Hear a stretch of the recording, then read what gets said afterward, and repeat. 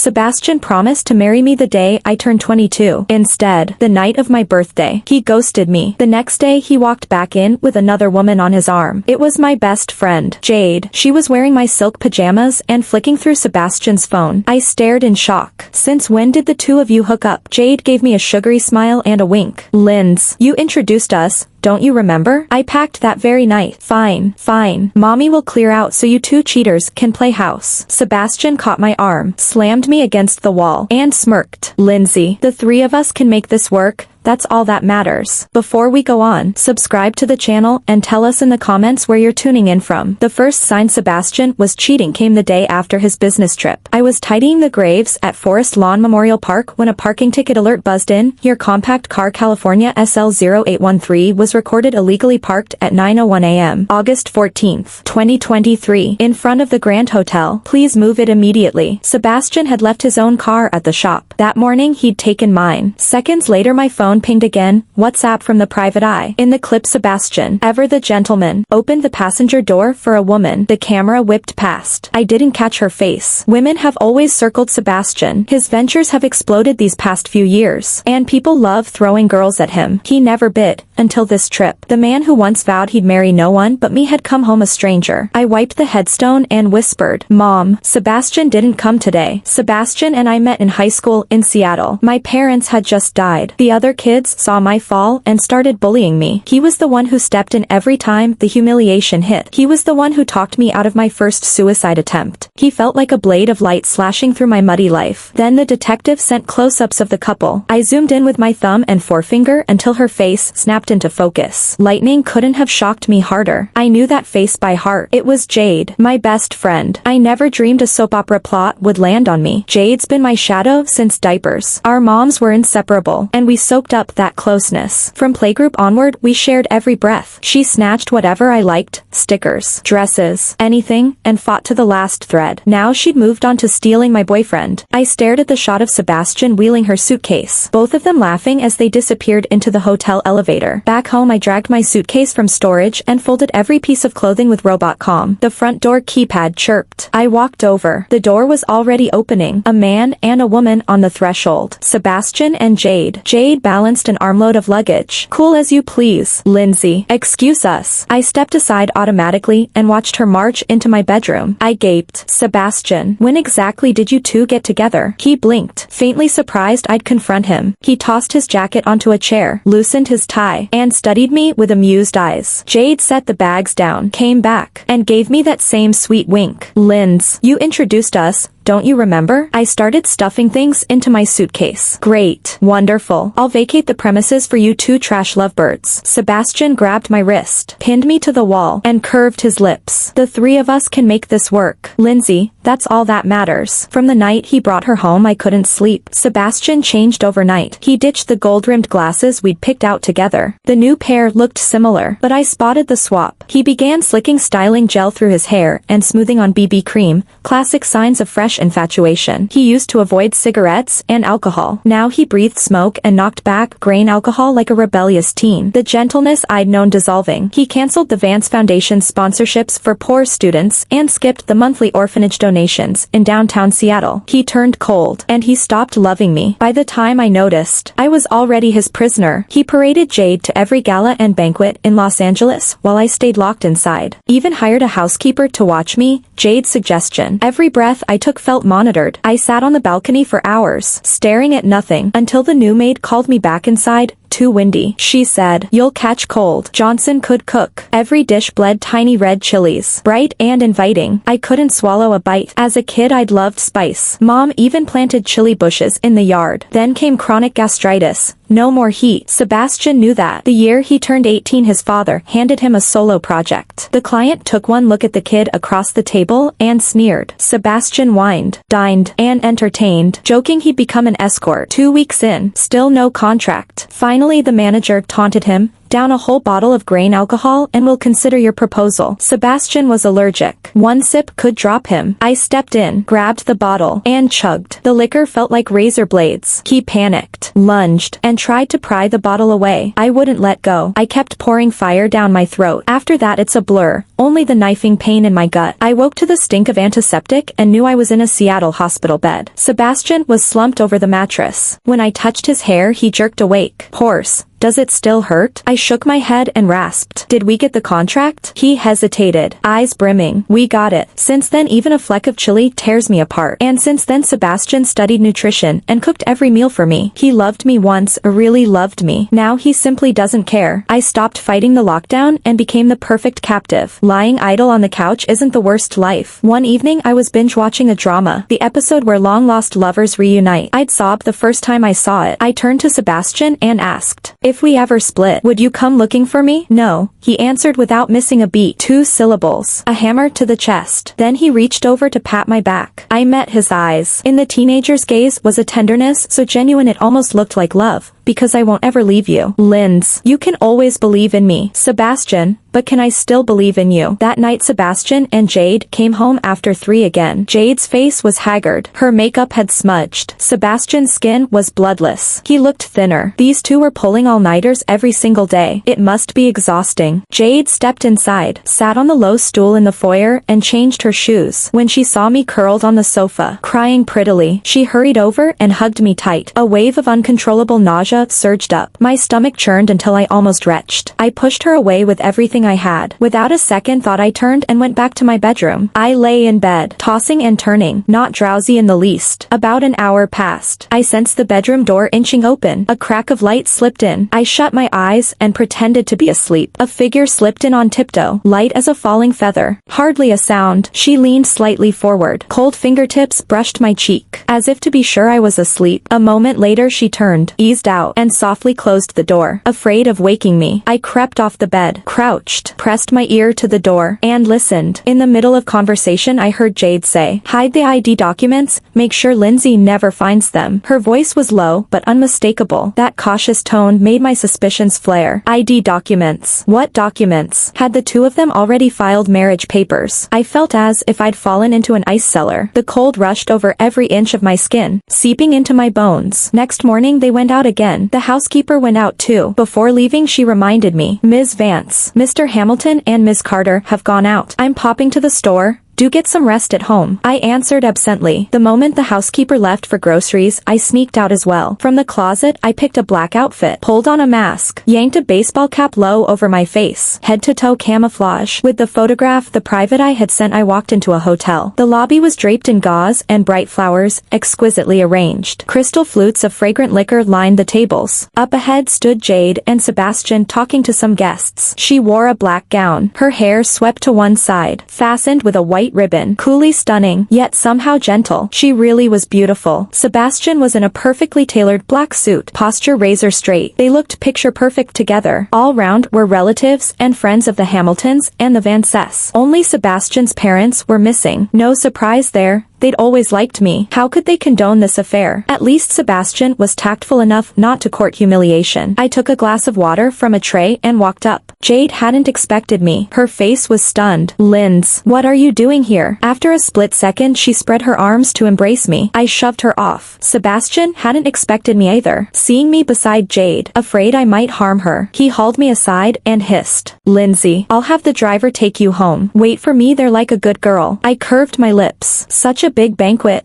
Why wasn't I invited? Sebastian didn't answer. He tried to drag me away forcibly. Sebastian, let me toast you. I lifted my glass. Let's part on good terms. To the you who once swore he'd marry no one but me. To the you who swore I'd be his only love for life. Sebastian, you broke a promise. I raised the glass a fraction higher and slowly tilted my wrist. The water inside poured out and splashed across the floor. Guests exchanged glances. With both hands I flung the table. Wine glasses flew, shattered, littered the marble in shards shards. Whispers erupted. Someone muttered that I'd lost my mind. Amid the uproar, Sebastian dragged me away. Sebastian hauled me back to the house. The place had clearly been tidied. Many things were missing. He tossed me onto the sofa and asked, amused, "Lindsay, are you jealous?" I said nothing. He leaned in to kiss me. Heat rolling off him. He'd switched cologne. It wasn't the scent I knew. I jerked my head away. "Don't soil me with that mouth that's been on another woman." A triumphant smile bloomed on his face. I couldn't be bothered to spar. I wheeled around and strode off. Back in the bedroom, I found every photograph of Sebastian and me had vanished. I hurried to the study. The single portrait that used to sit on the desk was gone too. How odd. Sebastian wiped every trace of our love yet kept me prisoner. I really couldn't figure him out. If he had a new love, why chain the old one? Later I realized, he seemed to enjoy watching me jealous over him and Jade. Utter lunatic. I went to the kitchen, picked up a paring knife to peel an apple, and the razor-sharp blade nicked my finger. Pain stabbed. I hissed. That knife was wicked sharp. At dinner I sat opposite Sebastian and Jade. Sebastian was in high spirits, drumming his fingers on the table. I glanced at his wine glass. Drink, drink, rot your gut, drink till life snaps, drink the family apart. Sebastian kept serving Jade and shooting looks at me, probing to see what I'd do. I kept my head down, ate fast, ready to leave. Suddenly my stomach lurched. I sprinted to the bathroom and vomited into the toilet. Sebastian hurried after me, patting my back, asking whether I'd eaten something bad. Jade came in too. I squatted, lifted my eyes to her, and gave a cryptic smile. Jade seemed to click. "Lindsay, are you pregnant?" Sebastian looked at her, then at me. I rinsed my mouth and walked back to the living room sofa without a word. Sebastian stood in front of me, face dark. "Is it true?" I stayed silent. My silence enraged him. He lunged, grabbed my throat, and squeezed until I nearly blacked out. Before flying out, he'd promised we'd file marriage papers the moment he returned. He'd even dreamed aloud of the child we'd have. I'd imagined such a gentle man would be a perfect father. But now, this Sebastian had none of his old tenderness. The baby in my womb felt like his enemy's blood. I rasped, "Sebastian, are you going to murder your own child?" The words snapped the last thread of his sanity. Before I could react, he yanked me off the sofa and kicked me in the belly. He snatched the crystal vase from the coffee table and swung it at my head. As his arm came down, Jade rushed in and stopped him. Jade took Sebastian away. Jade disappeared too. A few days later, the private eye sent another photograph. Sebastian was supporting an unconscious Jade into a hotel. Room 302. I was in the cafe next door, sipping coffee, because an hour earlier I'd slipped out while the housekeeper wasn't watching. I ordered 2 Americanos at the counter and asked the barista to carry them upstairs. The girl behind the counter looked fresh-faced. Her badge read Sophie. It really is a pretty name. I followed behind her and opened my phone's camera. "You can't come to Seattle and not stay at the Grand Hotel. The location is unbeatable. Easy transit links everywhere." At the same moment, the barista stepped up to knock. "Hi, your coffee's here." No answer from inside. She knocked again. "Sir, your coffee's arrived." She kept at it. Suddenly the door swung open. Just then I panned the camera across the hall and caught the man in frame. He was furious. "Quit banging. I didn't order coffee." He was bare-chested. A towel barely knotted around his waist. I peered out from behind my phone. "What are you doing here?" Sebastian hadn't expected me. He tried to slam the door. Sophie wedged her foot in first. "If I don't deliver, the money gets docked." He ignored her, shoved her aside, and sprinted off down the corridor in nothing but the towel. I walked in filming. On the bed lay Jade, half-dressed. I shut my phone off and draped a blanket over her. Sebastian could run. I didn't chase. Let him. Someone else would pick him up soon enough. 2 hours later, Jade woke. She pushed herself up, shaking her head to clear it. Spotting me on the sofa, she blinked hard. "You're here." I nodded. She patted the mattress. I sat. She leaned softly against me, coaxing, "Don't be mad, okay? Did you get everything on video? Can we use it as evidence? You shouldn't have risked yourself. He's basically feral now." I sighed. A storm of feelings twisted inside me, escaping as one sigh after another. She smiled, playful and bright. The smile lit her whole face, like spring blossoms, vivid and dazzling. "That's Jade, sunshine in human form. She could no more wreck a relationship than sprout wings and fly." I wasn't wrong. She is my best friend. And, yes, she loves snatching my stuff. But after Mom died, she changed. She saved every tasty bite for me. She insisted on splitting an ice cream, claiming she hated the flavor. When I had no lunch money, she'd push her tray over, muttering, "I'm not hungry. Linz, finish mine." She said milk made her sick and handed me every carton the school gave gave out. She complained her pantry was stuffed with snacks that would expire, so she dragged them all to me. I knew. Of course, it wasn't pickiness, it was fear I'd go hungry. Her parents planned to send her abroad. She flatly refused. Only once Sebastian appeared did she cave and board that plane to New York. Her kindness was a constellation, guiding me through the dark. Hotel security had called the cops. They showed up fast. Minutes later, they cornered Sebastian in a storage closet. 2 officers pinned him for attempted sexual assault. As they marched him past room 302, he spotted me in the doorway. He forced a stop. Voice, I see. This is how you treat me? I frowned, anxious, almost pleading. Sebastian, if you did wrong, own it. His rigid face slackened. He burst into wild laughter. Then, abruptly, the laugh died. Mockery flashed in his eyes. Oh, come on, you still don't get it? Sebastian's already dead. I froze, blank. My stunned face sent him into another fit of giggles. He soaked up every drop of my shock. The officers dragged him away. After a moment of vacancy, I steadied myself. But I already knew. I even knew you killed him. Elliot, I thought. Elliot is Sebastian's twin. Kidnapped at 3, not found until 16. Because they were fraternal. They looked and acted nothing alike. Elliot and Sebastian were opposite poles. Sebastian, gentle, kind. Elliot, poison in the veins. One day Sebastian received an anonymous envelope. Snapshots of Elliot entangled with several girls. Everyone knew Elliot swapped girlfriends daily. Sebastian begged him to stop. Elliot shrugged. Sebastian's parents tried too. Reminders. Warnings, useless. They rationalized it. Years lost. Adoptive parents who beat him. Love he'd never had. They told Sebastian not to expect miracles.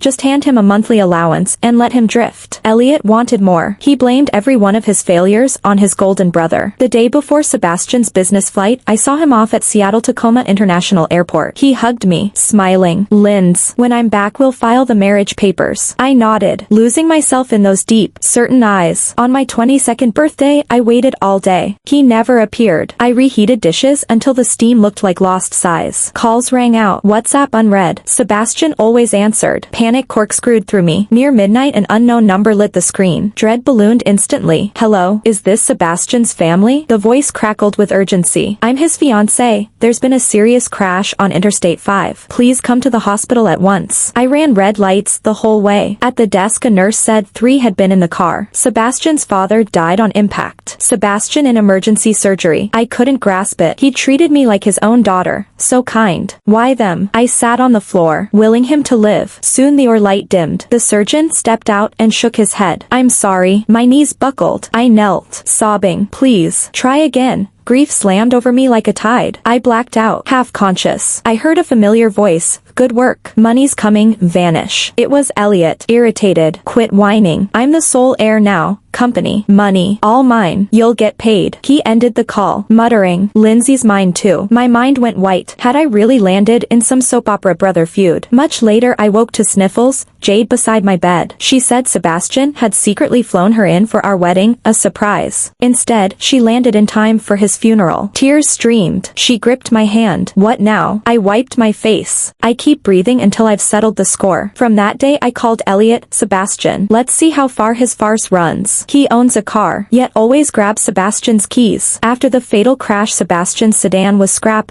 Perfect. He can't resist stolen toys. Same as the girlfriends he poaches from rich boys. He drove my Audi to drop Jade at the Grand Hotel. Humming through the wiretap I'd planted, giddy with triumph. I heard him muttering to himself, Sebastian, you're a dead man. What makes you think you can still fight me? He said, all of you deserve to die. He said, the Vance Empire was supposed to be mine. So Jade made an excuse, claiming the hotel felt off, and asked to stay at my place. I pretended to fold my clothes piece by piece, taking my time packing, waiting especially for him to come home. When Elliot walked in, I called him Sebastian. I faked a jealous pout. He never expected I'd mistake him for Sebastian. First came a tiny jolt, a flicker of surprise in his eyes. In the next heartbeat, he regained his poise and happily accepted the role. From that day on, he worked hard to turn himself into Sebastian, started wearing thin gold-rimmed glasses. Because his skin was naturally dark, he began rubbing on BB cream, desperate to match Sebastian's pale complexion. He loved watching me get jealous over him, even if I was jealous, because I thought he was Sebastian. He thinks I've lost my mind. Truth is, he's the one who's insane. He knew his own resume could never impress Sebastian's parents, so he hired a killer to murder his way to the top. I guess he hoped we could all just muddle along in that twisted lie forever. Then I faked morning sickness, and he grew nastier, unhinged. Jade set herself as bait, drank the spiked wine Elliot poured, and lured him straight into the trap. The PI said a wiretap wouldn't hold up in court, but if an influencer's restaurant vlog accidentally caught him on camera, that footage might work. Right. I hired the PI to dig into his life. I noticed a weather-beaten man in shabby clothes hitting him up for cash again and again. Since returning to the Van Cess, Elliot had been burning money like kindling, yet he refused to hand over a single bill. One day the two scuffled, and the older man threatened him, "If you don't pay up, I'm calling the cops to tell them you murdered your own parents." Suddenly the man burst out laughing. Elliot, what karmic curse birthed you? A son who exterminates his entire clan? I figured this man must know something. When I tried to have him detained, I discovered he was already dead. Of course, if Elliot could kill his own mother and father, why leave a blackmailer alive? The PI kept at it, and what he unearthed next shocked me even more. Elliot's adoptive mother's name is Joy Emerson. She used to work on the floor of my father's textile plant in Ohio. The surname is rare, so I remembered it clearly. Aunt Joy wore long sleeves year-round. Later, I learned her husband drank and beat her, so the clothes hid the bruises. She endured abuse daily, yet still had to drag her child to the factory to earn a wage. And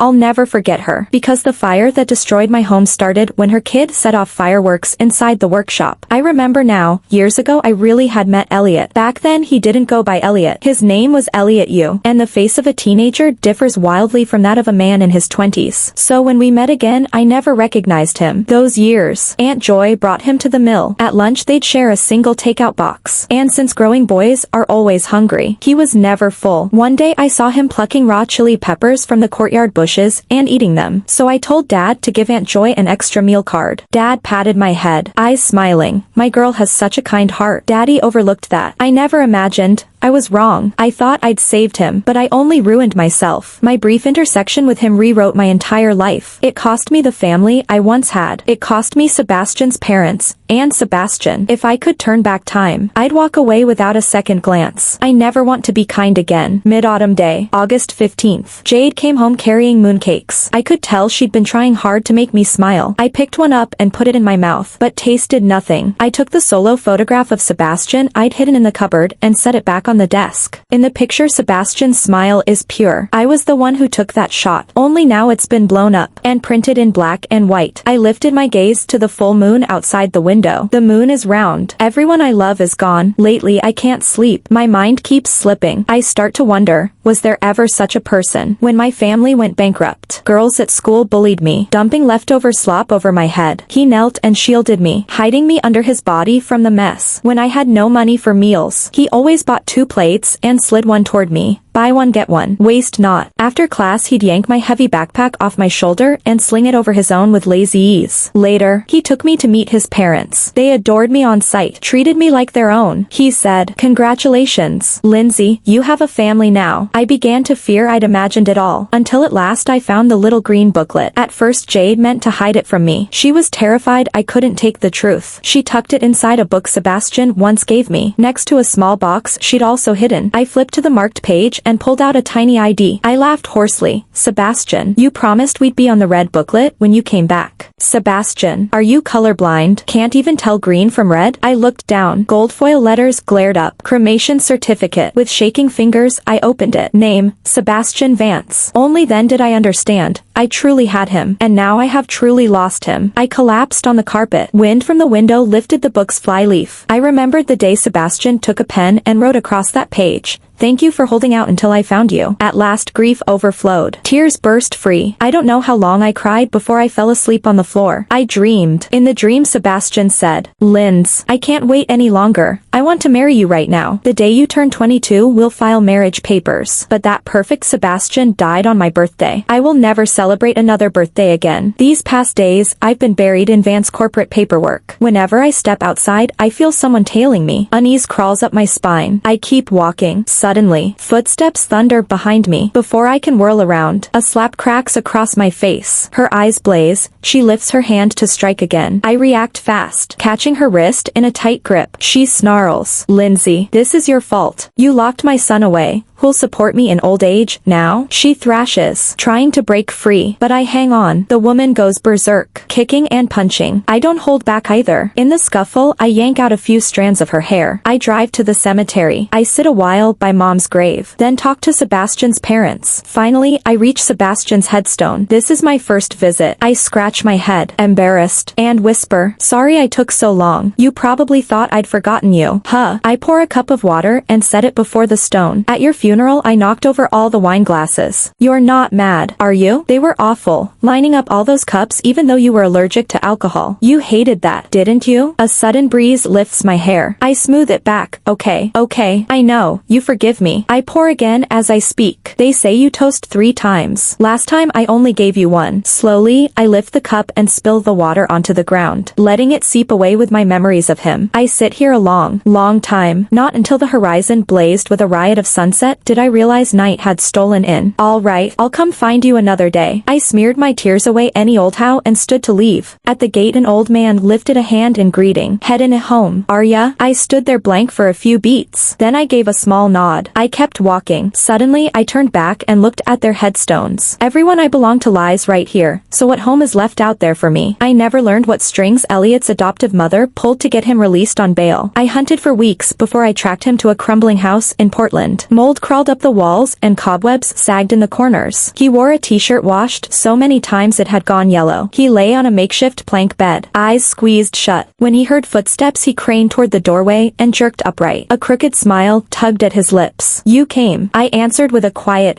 He sat on the edge of the bed, saying nothing, just rubbing thumb against finger. I didn't speak either. I only watched. He and Sebastian looked nothing alike, and I couldn't find a flicker of kindness anywhere in him. Finally Elliot asked, "When did you figure out I wasn't him?" He wouldn't even call Sebastian brother. I brushed my sleeve hem, looked up, and smiled. "How could I ever mix the two of you up? There's no single place where you resemble him. Some people are born gentle, some are born broken." Sebastian worried the smaller fish wouldn't get their share when he scattered food on the pond. He would finish a whole bottle of water just so he could hand the empty to the homeless man collecting plastics. He'd throw his weight behind a stranger's lopsided grocery cart without being asked. He was the very best of men. Elliot pressed his lips together, gave a sour laugh, and dropped his head. No emotion showed. "I met you first. You know, forget it. Just lousy luck, I guess. Next time I'll be quicker to meet you." I let out a thin, contemptuous laugh and said, "One word at a time." "But I don't want to. I never want to know you again." Elliot's eyes flamed red. His breath came fast. What did I even do wrong? Sebastian had everything from birth, while I went hungry. They're the ones who lost me. Am I to blame? I stared at him coldly. "Do you honestly believe that, Elliot? You?" He froze as though time itself had slammed to a halt. I pulled the paternity report from my bag. "You were always a you. You were premature and needed an incubator. The yes couldn't pay, so they abandoned you at the hospital. When you grew strong, they slunk back and reclaimed you. The Van Cess were kindness itself. They told the world you and Sebastian were twins. You've known the truth all along. You just refused to swallow it, right?" From my sleeve I drew a paring knife and drove it straight into his heart. Shock washed over his face. He never imagined I would hurt him. Thick blood poured out, soaking the yellowed shirt in seconds. Clutching his chest, trembling, he whispered, "Lindsay, I'm sorry. You said you loved fireworks. My surprise was meant for you. But at least you finally remember me." I stood to leave. He tried to catch my hand. With my back to him I said, "I'm not going to forgive you, and I never will." I remembered telling young Elliot you years ago. New Year's. Let's set off fireworks together. I hated myself for that memory. Winter arrived right on schedule. I sat on the balcony watching the sky. Snowflakes drifted down like tiny white blossoms spinning in the wind. Johnson came over, draped a blanket around my shoulders, and patted me. "Wind's fierce. Don't catch cold." I nodded. I remembered how Sebastian dreaded the cold. I picked up my bag, drove to Forest Lawn Memorial Park, and brushed the snow from Mom's and Sebastian's parents' stones. When I reached Sebastian, I cleaned his marker and told him the small news. The Vance Scholars are still being sponsored. Elliot's dead. I killed him. You'd never guess. And neither did I. Evidence. I stopped caring. I only wanted him gone. It's snowing. My mind carried me back to another snowy day years ago. Sebastian waited under my dorm, blowing on his hands. When I appeared he he leaned against me like a sleepy kitten. Linz, I hate the cold, he complained. Then he hugged me tight. Sebastian, are you cold? A person who hated chill can't rest easy in this place. I rummaged in my bag and found the little box Jade had hidden. Inside lay a brand new cutthroat razor. I drew it across my wrist. Scarlet dripped onto the white snow, blooming like sudden plum blossoms, dazzling. In a daze, I heard 18-year-old Sebastian, Linz, I'll love only you my whole life. And 18-year-old me answer, then I'll stay with you always. Sebastian, you kept your word, but your whole life was far too short. I hadn't loved you long enough. I'm terrified of pain, yet I fear the ache of missing you every waking hour more. Snow kept falling as I hugged the cold stone, feeling myself go numb. My senses guttered like a candle in wind, then winked out. Sebastian, I'm coming for you. I'm not afraid of pain anymore. You kept every promise. I have to keep mine. Jade, when I let myself into Lynn's house no one was there. The housekeeper was packing her suitcase. She hurried over when she heard the door. Jade, have you seen Lindsay? I shook my head. She paid me out and left, the woman added, voice cracking. Dread pooled in my stomach. I drove to Forest Lawn Memorial Park and found her slumped beside Sebastian's headstone. I called 911. The ambulance came and left. The doctor gave a single shake of the head. Take her straight to the funeral home. I hated myself for arriving too late. Even the cemetery staff hadn't noticed. She spent every day here. One worker shrugged miserably. I see that kid at every stone, bowing, then sitting for hours. The old gateman wiped his eyes. Poor child. Poor child. While packing her things, I found an envelope in her bag, addressed to me. Jade, I can't hold on any longer. I'm going to find Sebastian. Please bury us side by side. Thank you for loving me all these years. Let us be sisters again in the next life. And the next after that. My tears fell in fat drops, blotting the ink into pale bruises on the page. Months ago, I organized Sebastian's funeral. Today, I arrange hers. The first to reach the service was Sophie. Lindsay had put her through college after Sophie's dad beat her and her mom remarried. She collapsed on the floor, wailing until she blacked out. When she came to, she refused to rest, splashed water on her face, and knelt with me to thank the mourners. Lindsay's relatives had always been few, and after her parents died they vanished. Sebastian's side was no different, yet the chapel was full. Sophie said every person there had once been sponsored by the Vance Foundation. Johnson sobbed. Jade, I should have watched her better. I hugged the woman gently. I felt the same guilt. Lindsay, you selfish little idiot, racing off after a guy without a thought for how I'd survive. You're heartless, but maybe, just maybe, you can finally sleep. Thanks for watching today's story. If you enjoyed this video, give it a thumbs up and share it with your friends. We'd love to hear your thoughts in the comments. Feel free to share your opinions. Don't forget to subscribe to our channel for more amazing stories. See you next time.